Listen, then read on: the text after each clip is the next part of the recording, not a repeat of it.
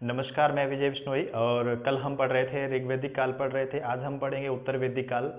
तो देखते हैं उत्तर वैदिक काल में। और उत्तर वैदिक काल की बात करें तो समय कितना है इसका 1000 से 600 जो ईसा पूर्व है वो उत्तर वैदिक काल का है। और उत्तर वैदिक काल को अगर हम साहित्य के दृष्टिकोण से देखा जाए तो इसके अंदर है यजुर्वेद है, सामवेद है, अथर्ववेद है, ब्राह्मण ग्रंथ है, आरण्य ग्रंथ है, उपनिषद है।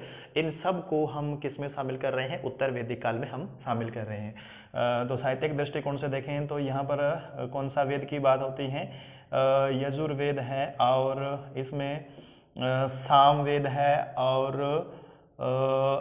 अथर्ववेद है। अगर इनके पूर्व भाग की बात करें तो ब्राह्मण ग्रंथ है। ब्राह्मण ग्रंथ है।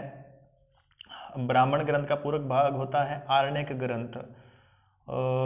आरण्यक ग्रंथ और उपनिषद। और उपनिषद या इसको उपनिषद को बोलते हैं वेदांत। तो ये सब चीज़ें अपने उत्तर वैदिक काल के अंदर हम शामिल कर रहे हैं। यजुर्वेद है, सामवेद। यजुर्वेद में यज्ञ से संबंधित विधि विधान की जानकारी मिलती है। अगर सामवेद की अगर हम बात करेंगे तो इसमें संगीत से भारतीय संगीत की जानकारी मिलती है, 7 स्वरों की जानकारी मिलती है। अथर्ववेद में देखा जाए तो इसको अपने क्या बोलते हैं कि चिकित्सक की जानकारी मिलती है। जादू टोने रूढ़िवादी विचारधाराओं की तमाम जानकारी इसमें किससे मिलती है? अथर्ववेद में मिलती है। ब्राह्मण ग्रंथ के बाद में अगर हम बात करेंगे तो वेद थे वो संस्कृत भाषा में कठिन शब्दों में लिखे हुए थे, तो उनका सरलीकरण किया गया था इसमें।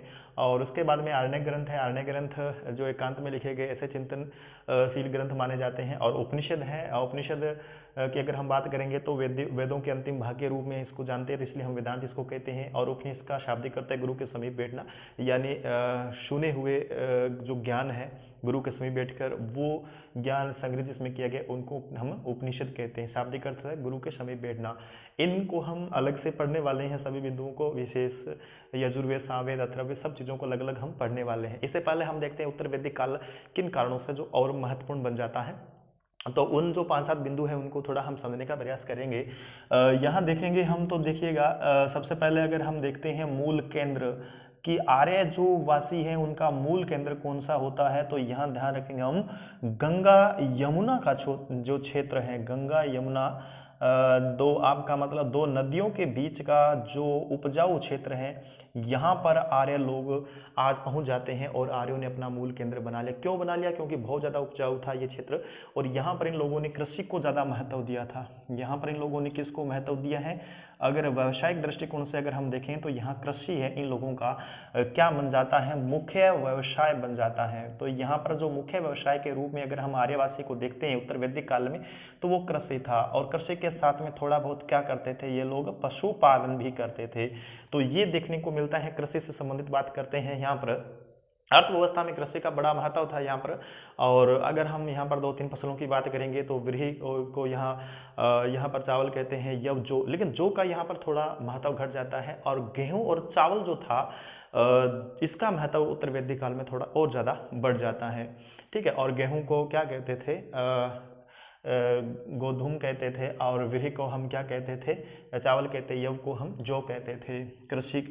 कृषि की दृष्टिकोण से ये महत्वपूर्ण माना जाता है। देखो यहाँ पर कृषि होने के कारण यहाँ के लोगों का जो निवास है वो कैसा हो गया? ये स्थायी हो गया। ये लोग स्थायी हो गए। तो यहाँ पर जन की पहले हम बात पढ़ रहे थे, ऋग्वेदिक काल में जन पढ़ रहे थे। उत्तर वैदिक काल में जनपद की जो बात हो जाती है, यहाँ पर जनपद बनने शुरू हो जाते हैं। यहाँ पर बड़े बड़े जो कबीले से गांव में परिवर्तित होने शुरू हो जाते हैं। और राजनीतिक इकाई की दृष्टिकोण से हम देखेंगे तो जन से बड़ी इकाई कौन सी बन जाती है? वो जनपद के रूप में यहाँ पर देखने को अपने को मिलती है। तो ये बहुत बड़ा परिवर्तन यहाँ पर हम कह सकते हैं। उसके बाद में देखिएगा व्यवसाय के बाद में अगर देखते हैं, अगर हम धातु के आधार पर यहाँ पर बात करते हैं, धातु के आधार पर, तो यहाँ से अपने को एक नई धातु मिलती है। उस धातु का नाम है लोह धातु। लोहे, तो लोहे का सबसे पहले अपने को जानकारी उत्तर वैदिक काल में मिलती है। और अगर हम समय की बात करेंगे तो 1050 ईसा पूर्व में। और उस स्थान का नाम है एंतरजी खेड़ा। उसका नाम क्या है? एंतरजी खेड़ा एक गांव है। और ये गांव कहाँ पड़ता है? यूपी में पड़ता है, एंटा जिले में। तो उत्तर प्रदेश के एंतरजी खेड़ा में 1050 ईसा पूर्व में उत्तर वैदिक काल के अपने को क्या मिलते हैं? कुछ अवशेष, कुछ जानकारी मिलती है जो लोहे के से संबंध रखती है। तो लोहे से संबंधित जानकारी अपने को मिलती है। तो लोहे के बहुत सारे औजार बनने उत्तर वैदिक काल में क्या हो जाते हैं? शुरू हो जाते हैं। तो ये अपने को ध्यान में रखना है। इसके बाद में देखिएगा जो वर्ण व्यवस्था की अगर हम बात करेंगे, जो वर्ण व्यवस्था यहाँ पर थी, तो वर्ण व्यवस्था ने यहाँ पर काम क्या किया था, कर्म व्यवस्था की जगह यहाँ पर ये क्या हो जाती हैं, जन्म आधारित हो जाती हैं, या हम इसको जाति आधारित बोल सकते हैं। और उत्तर वैदिक के जो ग्रंथ लिखे गए हैं तो उनके अंदर क्या मिलते हैं, गोत्र शब्द का भी सर्वप्रथम अपने को उल्लेख मिलता है। वर्ण व्यवस्था ऋग्वैदिक काल की तुलना में उत्तर वैदिक काल में थोड़ी सी कठिन हो जाती है। ये बात अपने को देखने को जाति या जन्म आधारित हो जाती है। यहाँ कर्म के आधार पर उसका वर्गीकरण नहीं होता है, जन्म के आधार पर होता है। जिस कुल में जन्म लेगा उच्च या निम्न कुल के आधार पर वो माना जाता है। तो ये वर्ण व्यवस्था जन्म आधारित थी। धातु के आधार पर अगर हम इसको पढ़ेंगे तो 1050 ईसा पूर्व अंतर्जी खेड़ा उत्तर प्रदेश में अपने को लोहे की जानकारी मिलती है। तो ये पहला समय ऐसा माना जाता है जो लोहे की जानकारी मिलती है, और यहाँ से एग्जाम में प्रश्न बनने भी शुरू हो जाते हैं लोहे धातु से। तो याद रखना है, सबसे पहले लोहे के धातु की जानकारी कहाँ से मिलती है, उत्तर वैदिक काल के अंतर्जी खेड़ा से अपने को जानकारी मिलती है। अब एक प्रश्न आता है, क्या आर्यवासी लोहे धातु से परिचित थे? बिल्कुल थे। प्रश्न देखिए कैसे बनेगा, आर्य क्या लोहे धातु से परिचित थे। फिर अब प्रश्न पूछेगा, ऋग्वेद काल में आर्य लोहे से धातु से परिचित थे? नहीं थे। उत्तर वैदिक काल में आर्य लोग लोहे धातु से परिचित थे। क्या वैदिक काल के वैदिक पूरा पूछ लिया उसने, वैदिक काल में आर्य लोग लोहे धातु से परिचित थे या नहीं थे? बिल्कुल थे। तो यही बात आपको ध्यान रखनी है, इस प्रकार के हमसे प्रश्न पूछे जाते हैं। इसके बाद में अगर हम देखेंगे तो राजनीतिक व्यवस्था की अगर हम बात करेंगे तो थोड़ा सा समझ सकते हैं। राजनीतिक व्यवस्था को अगर हम थोड़ा ध्यान देंगे यहाँ पर तो आप थोड़ा यहाँ समझेंगे कि देखो, हमने माना कि कृषि यहाँ होता था, और कृषि से संबंधित हमने देखा कि भाई यहाँ पर 24 बैलों से खींचा जाने वाला एक क्या मिला था, हल मिला था। यानी इसकी जानकारी मिलती है काठक संहिता से। एक काठक का जो संहिता है, और उसी संहिता में एक जानकारी मिलती है 24 बैलों से खींचा जाने वाला हल की जानकारी मिलती है। और हल को आप जानते हो क्या कहते हैं, ऋग्वेद में तो इसको लांघल कहते हैं। ऋग्वेद में इसको क्या कहा गया था, लांघल कहा गया, और यजुर्वेद में इसको क्या कहा गया था, सीर कहा गया था। यजुर्वेद में इसको क्या कहा गया है, सीर कहा गया था, और जो ऋग्वेद था, ऋग्वेद के अंदर इसको क्या कहा गया था, लांगल कहा गया था। और उसके बाद में अगर हम देखेंगे कृषि से अलावा हम देखेंगे तो यहाँ हमने पढ़ा कृषि से लोगों का जीवन कैसा हो गया, स्थायी हो जाता है। और यहाँ हम राजा की अगर हम बात करते हैं तो जो राजा हुआ करता था यानी राजतंत्र हुआ करता था, यहाँ पर राजतंत्र के साथ में थोड़ा बहुत गणतंत्र की भी अपने को क्या मिलती है, जानकारी मिलती है। तो राजा से संबंधित हमसे बात पूछी जाए तो हमें याद रखना है, राजा सहित 12 रत्नियों की बात तो हमेशा की जा रही थी। 12 रत्नी हुआ करते थे, राजा सहित हुआ करते थे। राजा के पास में स्थायी सेना नहीं थी, स्थायी सेना नहीं थी।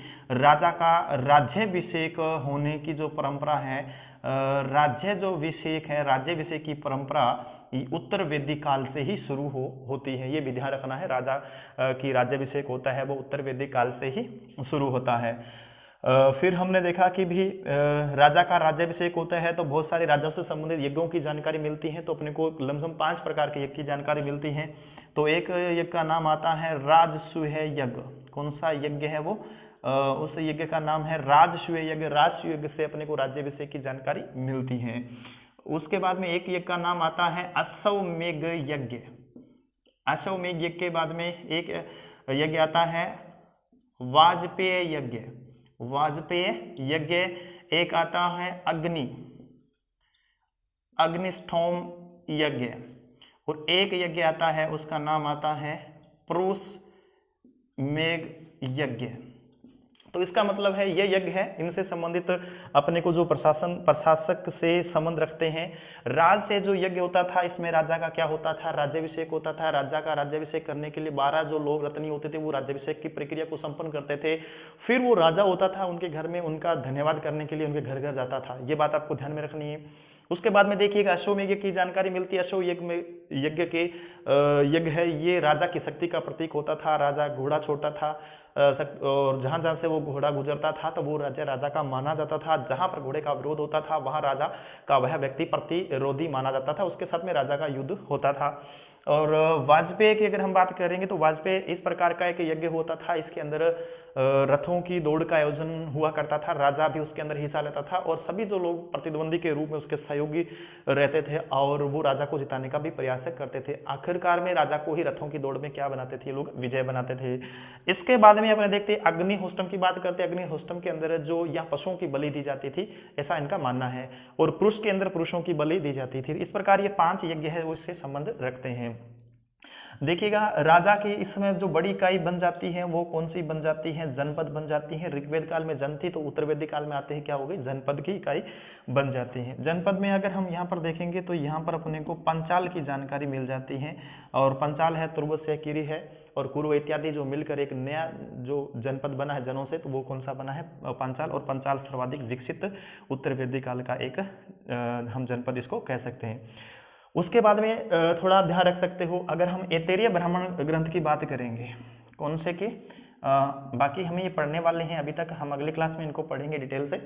ऐतरेय ब्राह्मण ग्रंथ की अगर हम बात करेंगे तो यहाँ पर अपने को प्रशासन से संबंधित या राज्य से संबंधित 4-5 प्रकार के दिशाओं की बातें होती है, उसमें राजाओं की उपाधियों का भी जिक्र होता है। तो ये थोड़ा सा हम समझ सकते हैं। तो सबसे पहले देखिएगा पूर्व है, और पूर्व के सामने अगर हम देखें पश्चिम है, और उत्तर के सामने कौन सा है, दक्षिण है, और एक राज्य एक दिशा मध्य है, तो इसको मध्य देश भी कहा गया है। इसके अंदर जो राज्य है उसको हम क्या बोलते हैं, साम्राज्य बोलते हैं। यानी पूर्व में क्या था, साम्राज्य। साम्राज्य में क्या होता था, यहाँ पर उपाधि के रूप में राजा को हम क्या मानते हैं, सम्राट मानते हैं। पश्चिम की बात करेंगे तो पश्चिम में होता था स्वराज्य, यहाँ पर क्या होता था, स्वराज्य, और उपाधि होती थी यहाँ की, उसका बोलते थे सौराट। क्या बोलते हैं उसको, सौराट बोलते हैं। उत्तर में देखो, उत्तर में राजा होता था, उसका नाम था वैराज्य, ठीक है। और तो इसको यहाँ पर क्या बोलते हैं, उपाधि क्या है, विराट है। दक्षिण में अगर चलते हैं तो वो कौन सा है, भोज्य है, और भोज्य के जो उपाधि अपने को क्या मिलेगी, भोज मिलेगी। और मध्य में क्या है, राज्य, और राज्य की यहाँ पर अपने को उपाधि क्या मिलेगी, राजा। तो ये कौन से ब्राह्मण ग्रंथ में है, तो आपका उत्तर क्या हो जाएगा, ऐतरेय ब्राह्मण ग्रंथ के अंदर अपने को इस प्रकार की बातें भी मिलती हैं जो उत्तर वैदिक काल राजनीतिक व्यवस्थाओं से संबंध रखती हैं।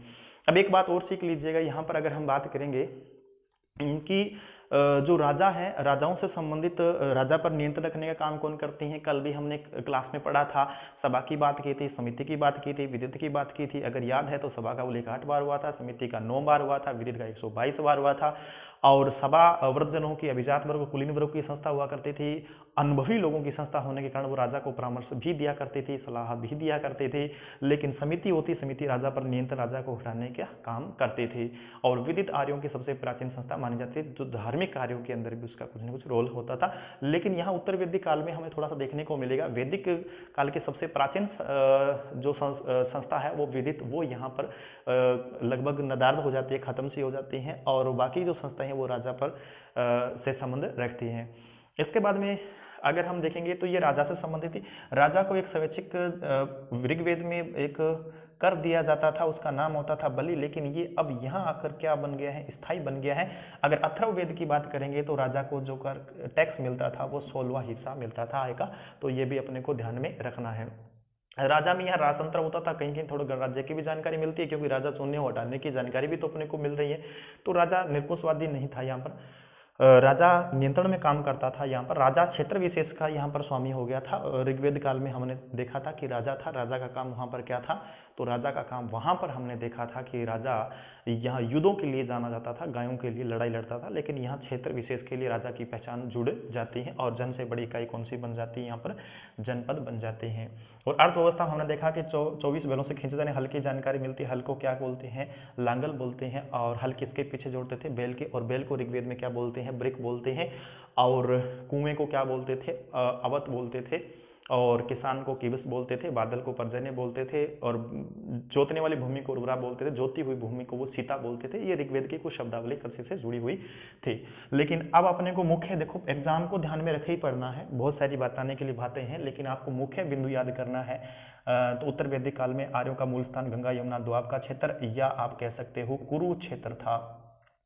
उत्तर वैदिक काल की जानकारी इन तथ्यों से अपने को जानकारी मिल जाती है। व्यवसाय क्या था, मुख्य व्यवसाय क्या था, कृषि था। गौण व्यवसाय क्या था, पशुपालन था। इसके बाद में हमने देखा कि यहाँ राजनीतिक व्यवस्था में देखा तो राजनीतिक व्यवस्था में हमने देखा राजा सहित 12 रत्नी होते थे, स्थायी सेना नहीं होती थी, राज्याभिषेक शुरू हो जाता है राजा का, ये भी हमने पढ़ा। 5 प्रकार के अपने को यज्ञ की जानकारी मिलती है। ऐतरेय ब्राह्मण में ग्रंथ में अपने को दिशाओं का क्रम और राज्यों और उपाधियों का जिक्र भी मिलता है। किसमें? ऐतरेय में। किसमें? ऐतरेय ब्राह्मण ग्रंथ है, याद रखना, भूलना नहीं है साथ साथ में। और ये हम अगली क्लास में पढ़ पाएंगे, लेकिन इससे पहले अपने को कुछ पढ़ना है। अब हम थोड़ा समाज के बारे में पढ़ें कि भाई जो ऋग्वेदिक काल है समाज है, सॉरी उत्तर